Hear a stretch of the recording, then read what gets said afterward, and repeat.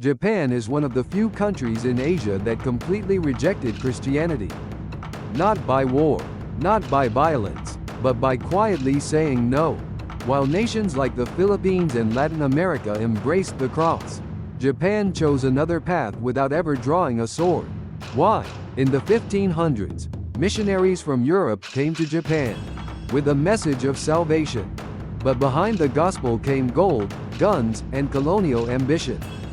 Japan welcomed the knowledge, the trade, the technology, but not the God. This wasn't about religion alone.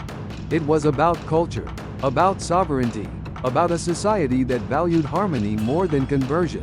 While some Japanese converted for faith, others did it for power, and some saw through the entire plan. So how did Japan resist one of history's most aggressive spiritual empires? Without a war? Let's begin with the moment it all started. When a foreign god arrived in a strange new land. Section 1. When Christianity came to Japan, a new god in a foreign tongue. What happens when a new god arrives? Speaking a language no one understands? In 1549, Portuguese missionaries landed in Japan. They didn't bring armies. They brought words. Words of salvation. Words of one true God. The man who led them was Francis Xavier. He came with passion, a cross, and a mission to spread the gospel to the East.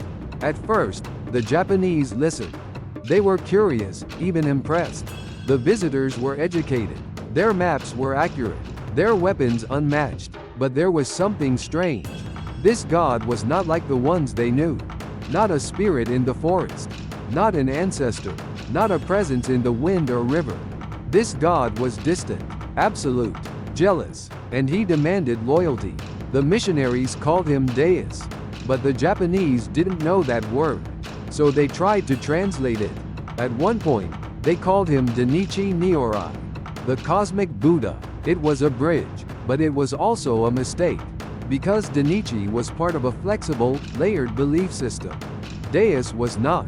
Still, conversions began, some out of belief, some out of curiosity, and some because it helped with trade. But from the very beginning, Japan knew this faith wasn't just spiritual. It was political, and something didn't quite fit. Section 2. Translating God. How Christ became Dainichi Nyorai. How do you explain a foreign God to people who already believe in many? The missionaries had a problem. The word Deus meant nothing in Japan. It didn't match any known concept. So they needed a new word. A familiar one. Something sacred but understandable. They chose Dainichi Nyorai, the cosmic Buddha, a divine force of light and wisdom. Highly respected, but not jealous, not exclusive, not the same. For a while, it worked. People thought Christianity was just a version of Buddhism. A foreign school with different rituals. But maybe the same heart. It made the new religion feel less threatening.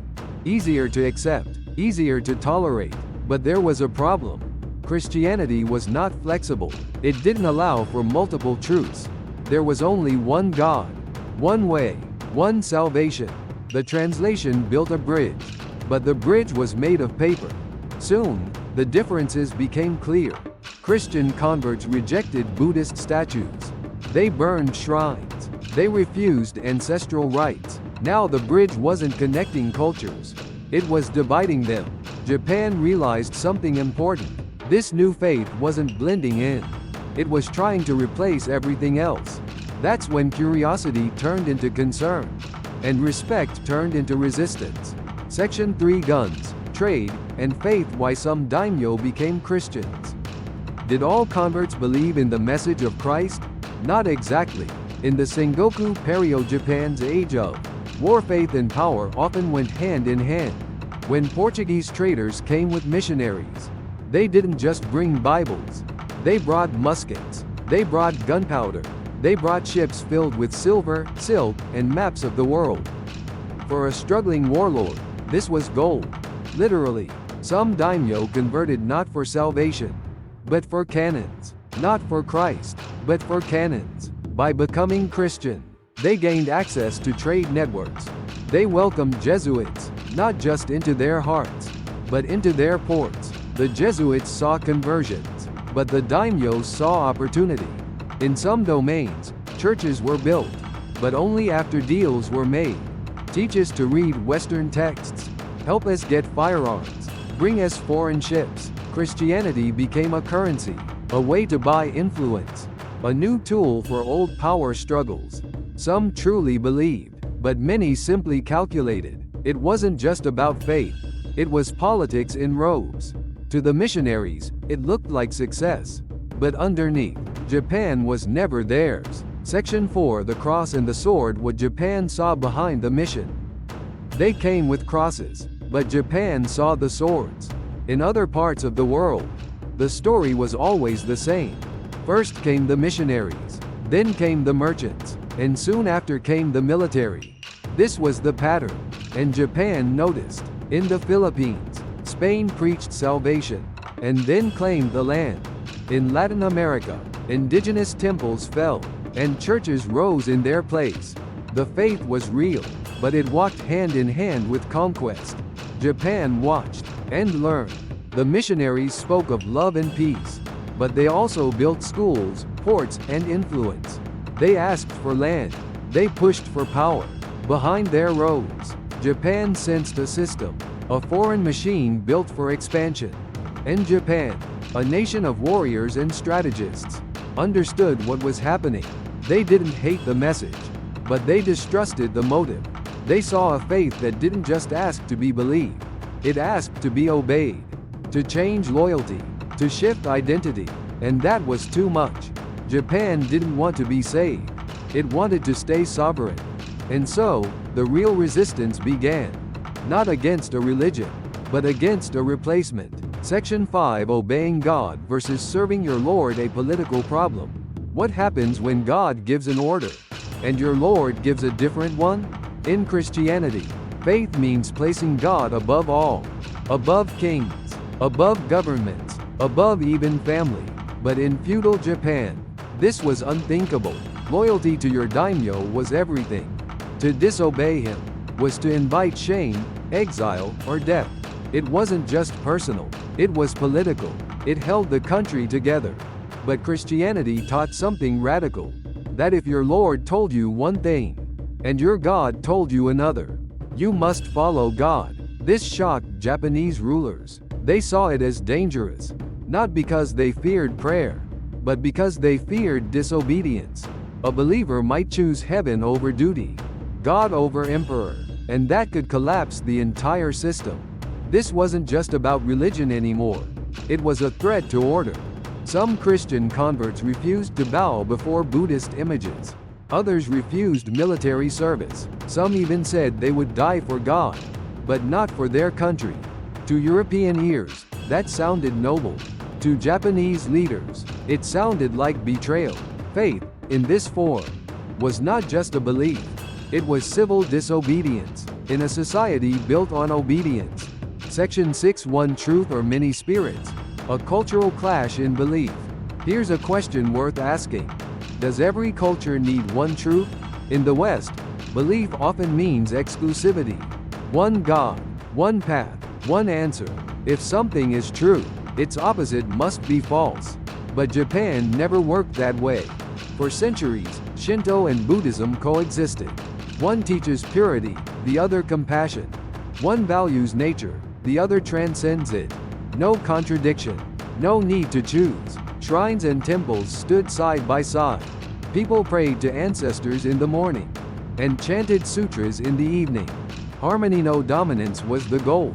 But Christianity asked for more.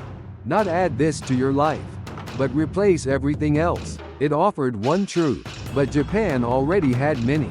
It offered one God, but Japan lived with thousands. To the West, this might look like confusion. To Japan, it looked like balance. Is truth about being right, or about living well with others? Is faith about certainty, or humility? Maybe this is where the paths diverged. Not because one side was wrong, but because they were looking in different directions. So we ask again, does the world need one truth or many ways to seek it? Section 7: Listening without words. Japan's quiet way of seeing through faith. The missionaries spoke loudly. They preached in markets, translated texts, built schools, and handed out crosses. But Japan didn't respond with speeches. It responded with silence. In Japanese culture, silence is not emptiness. It's awareness. It's listening. It's watching before speaking. While the missionaries spoke of salvation, Japan watched their ships, watched their politics, watched their ambitions. No one shouted back. No one debated theology. But they were listening. In their own way, Japan saw how Christianity spread. Not just through love, but through pressure. Not just through faith, but through power. They saw how belief was tied to trade. How devotion often came with deals. How loyalty to God sometimes meant disloyalty to one's own land. And still Japan didn't ban Christianity right away. It observed. It waited. It learned. This wasn't a reaction of fear. It was a decision built on understanding. While Europe used words to convince, Japan used silence to resist. And in that silence was wisdom, not the kind that speaks first, but the kind that understands what others never say. Section 8: What missionaries brought and what Japan saw it would lose. Missionaries came with gifts, books, maps, education, and new ideas. To many, they seemed like friends, helpful, generous, enlightened, and they were, in their own way. But Japan didn't just see what was being offered. It saw what might be taken away. It wasn't afraid of learning. Japan was already deeply literate. It wasn't afraid of faith. Buddhism and Shinto had coexisted for centuries. But Christianity brought something new. Not just faith, but replacement. It didn't want to join Japan's spiritual family. It wanted to become the only one. No more shrines. No more ancestral rites. No more harmony between gods. The missionaries smiled, but their message was not neutral. They asked Japan to erase part of itself. Its rituals, its memories, its spiritual DNA. That was the real cost. Not gold, not land, but identity. What looked like light also cast a shadow. So Japan asked itself, if we say yes, what do we lose? If we say no, what do we protect? And in the end, Japan chose not to gain, but to preserve. Section 9: What Japan protected by saying no. Sometimes, the most powerful act is simply saying no. Japan didn't reject Christianity out of hate. It wasn't afraid of the cross. It wasn't closed to new ideas. In fact, it welcomed Western science, astronomy, medicine, and navigation. But when it came to faith that replaced, Japan quietly stepped back. It chose not to gamble with its soul. By saying no, Japan protected things few nations could. It protected its native beliefs, not by attacking others, but by refusing to erase itself. It protected its social order, where loyalty ran deep, and harmony was prized over conquest. It protected its language, its temples, its invisible lines between sacred and everyday life. It didn't burn books. It didn't launch holy wars. It didn't fight religion with religion.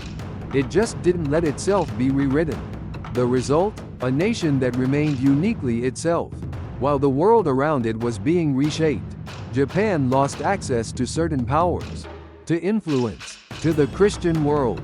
But it kept something more precious: cultural sovereignty, spiritual independence, the ability to bow, not kneel. Section 10: Not anti-faith, just culturally aware. Japan didn't reject Christianity because it feared faith. It wasn't anti-religion. It wasn't anti-West. It was aware of its own values, its own rhythms, its own quiet wisdom. Where the West offered certainty, Japan chose balance. Where the West demanded loyalty, Japan asked for harmony. It wasn't a battle between gods. It was a question of identity. Missionaries wanted Japan to change, to kneel, to surrender. But Japan chose stillness over struggle, silence over sermons, restraint over conversion. This was not weakness. This was strength with a different shape. In the end, Japan didn't burn churches. It didn't kill the faith. It simply didn't become it. In a world where many nations fell, politically, culturally, spiritually, Japan stood, not above others, not against them, but apart. Not because it rejected everything, but because it understood what was worth preserving. It's easy to say yes. It takes wisdom to say no. When no protects everything you are. Cultural habits like this may seem small, but they reflect big ideas. How does your culture compare? Let's share and learn from each other. Leave a comment if you'd like. And please like and subscribe for more videos like this. Thanks for watching.